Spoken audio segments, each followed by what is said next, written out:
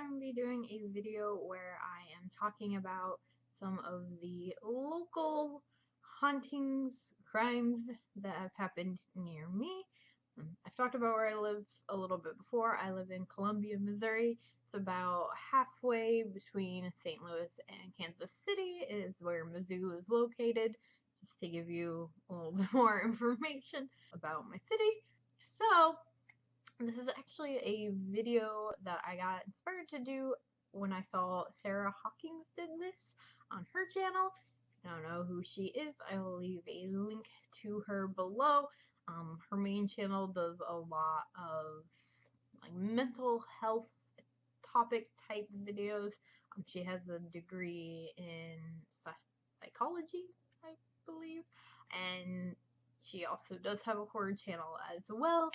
The video that she did was on her main channel, so I will again leave a link to that in the description below so you can check hers out. But yeah, I just thought I really liked her video, so I thought it would be fun. I know there are some local crime stories here. Most of what I'm going to be talking about is local haunted stories, though there is one true crime event that I did leave for last, just because it is, the story of it is something that most of you have probably heard of.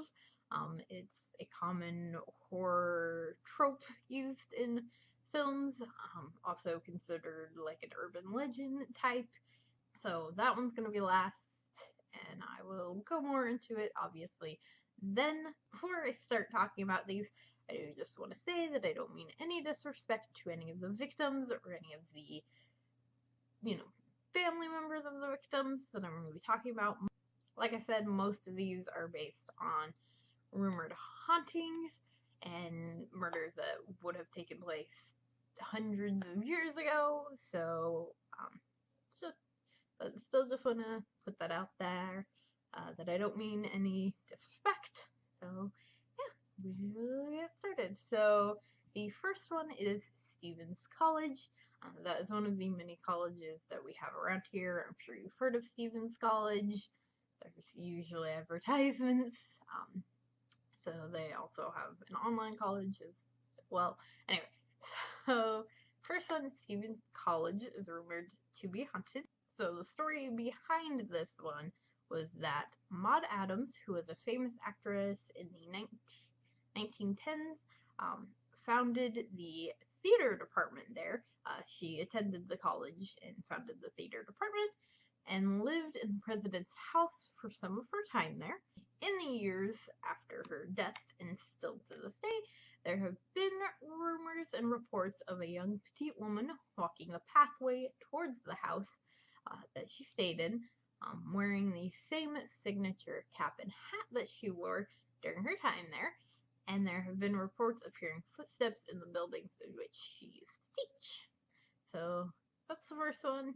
The second one, which is actually one of the Walmarts here, it is the Walmart on Grindstone Parkway. In case you're from Columbia or ever in the area, I have been to this Walmart, I'm sure, but I don't believe that I've ever experienced anything, but I've also never been out looking for it, so maybe someday I will go and I can do a follow-up and let you guys know. But supposedly the toy section of this Walmart is haunted. A little boy's spirit is said to play in the toy aisles.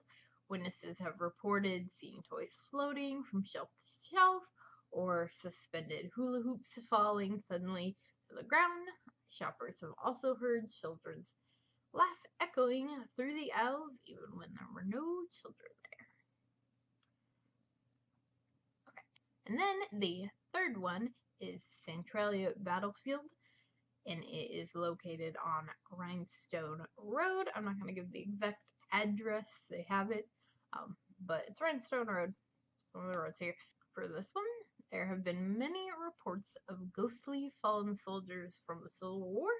There was a paranormal research team that left a recorder there overnight, and when they retrieved it in the morning, the audio was full of cannon fire and gunshots. According to one report, a man dressed in a uniform was once seen there, but no reenactments have been scheduled for the day. I've been on Rangeline Road. That's actually where the tattoo place is where I got my last tattoo. But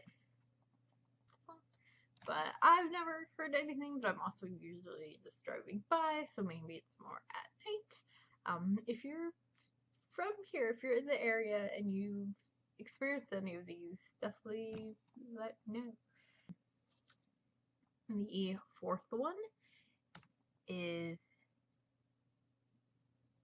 the Thespian Hall in Boonville. So Boonville is about 30-ish minutes from here, give or take. So it's near-ish my area, but I'm within Boonville County, so that's all I know. But so we'll get to it. The Thespian Hall is one of the oldest operating theaters still standing. It was built in 1857, and the building has been used as a theater, dance hall, library, Civil War hospital, and church, just to name a few things. Ghostly women have been known to sit in the audience at rehearsals, listening, and then disappear from the seats. Other ghostly occurrences in the hall, known throughout Boonville, are the moving wig stands in the changing room, which turn and face the mirrors when there's no one there to move them. So the next one, which I will tell you, I tweeted about it while I was reading this one. While I was reading about this one, lights started to flicker, freaked me out. Matt said his Xbox was acting funky, so we'll see. Hopefully nothing spooky happens. The Haunted Tavern, located in Columbia, again, was a tavern from the 1920s. It was a place that many travelers would come and they were often booked up. However, one room always remained empty. The tavern owners refused to rent it out because the room was haunted. There were complaints of blankets being pulled to the floor and crying coming from a dark corner of the room. One night, a priest stayed there in the room and experienced the same thing the others did and asked who was there. A young boy spoke to him, stating he had been killed there and put inside the wall. The next day, the wall was torn down and the skeleton of a young child was discovered. From the point on, the haunting stopped, and the tavern has since been torn down. However, it is being rebuilt in Boone Monument Village in Marthasville, Missouri. So the next one, which is pretty exciting, is Central Methodist University, another college. The Fayette University, which has been listed as the 6th most haunted college in the United States.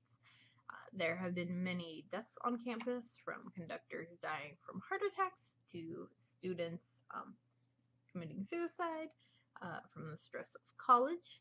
Many, which is sad. Again, I don't mean any disrespect to anyone who has lost someone. Many people still claim to see ghosts of these individuals.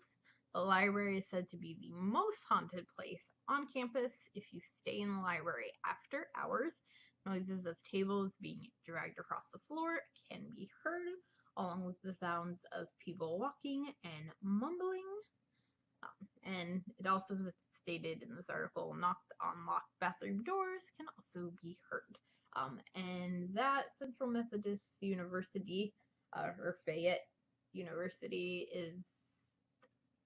it's over an hour from here, but it's still, most towns when you travel in Missouri are going to be upwards of like half an hour and up from us, so I'm still counting it because it's spooky.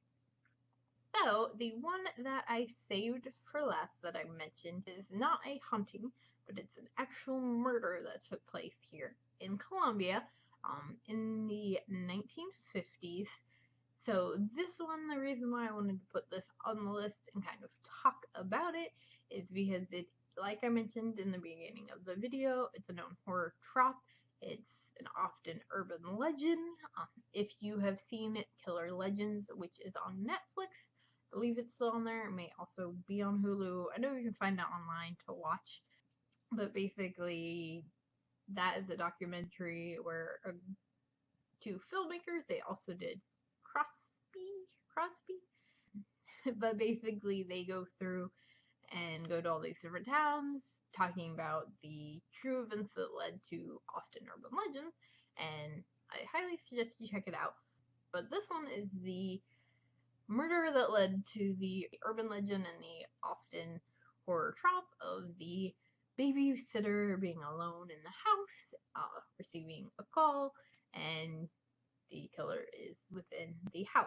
So this story is actually what has kind of initiated those. So that's why I wanted to include it, because I thought it was really interesting when I watched Killer Legends and found out about this one.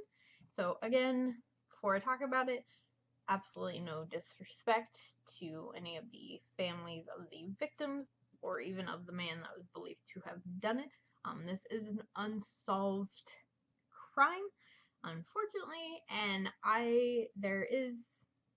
there was a suspect, but I'm not going to be talking about him in this. I really wanted to just kind of focus on her. If you watch Killer Legends, when they talk about it, they do kind of talk about the fact they had this one suspect, but, you know, obviously they never proved that he did it, but they never really looked for any other suspects. So just out of respect for the fact that kind of the blame was put on this one person, I'm not going to be directly talking about that particular person, but I will be talking about the crime itself. So here we go. So the victim was Jeanette Chrisman. Like I said, the case is unsolved, and on March 18th, 1950, Jeanette Chrisman was murdered while babysitting. Around 10:30 that evening, an officer received a chilling phone call from a girl who was hysterically screaming. Before the officer had time to collect any information, the call went dead. Due to the time of night, there was nobody manning the test board of the telephone company, and the phone call could not be traced. More than 3 hours later, the Romacks, the family who she was babysitting for, returned home to find Chrisman lying in a pool of her own blood. Investigators found evidence of a struggle from the kitchen, where the phone was located, all the way in the front of the house. She had been raped, and there were wounds on both sides of her head, and her face was scratched. The cause of death was ruled as asphyxiation from an iron cord. Investigators declared that the murderer had to be someone who was familiar with the Romacks' house. A friend of the father was brought into the case as a suspect. He was said to have previously made comments about Chrisman's well-developed body and knew that she was babysitting for them that evening. Unfortunately, disagreements and lack of communication between the police force and the sheriff's department caused the case to go unsolved. The only suspect died in 2006 at the age of 83, and unfortunately Chrisman's case was never brought to a close. So those are just some of the local hauntings and crime stories that I found. I'm sure there are more, but those were the ones that I found most interesting. And again, wanted to kind of have that last one in there since it is a common horror trope and urban legend. Like I said, I highly suggest that you guys check out Killer Legends, see if there's any near where you live. Definitely go ahead and leave a comment below letting me know your town's most local haunting or most popular true crime event. I would love to read about those. If you are from Missouri, let me know some of yours. Let me know if you've been to Columbia and experienced any of these. But yeah, I hope you guys did enjoy this. If you would like me to do another one, I totally will. Make sure that if you did enjoy this, you give it a big old thumbs up. It really helps. Make sure you hit that subscribe button for more spooky and horror related content. And I also just wanted to bring it up in case any of you were unaware. I do have a Patreon account. I've been trying to put a lot more focus into it, make fun, cool content for you guys. So link in the description to all of that and all the things that I talked about today. I will leave a link in the description below as well to the articles where I found a lot of this information from, so that you guys can see some of the other spooky stories that were listed and maybe read up a little bit more about these ones if you're at all interested. But thank you so much for watching. Hope you really did enjoy this.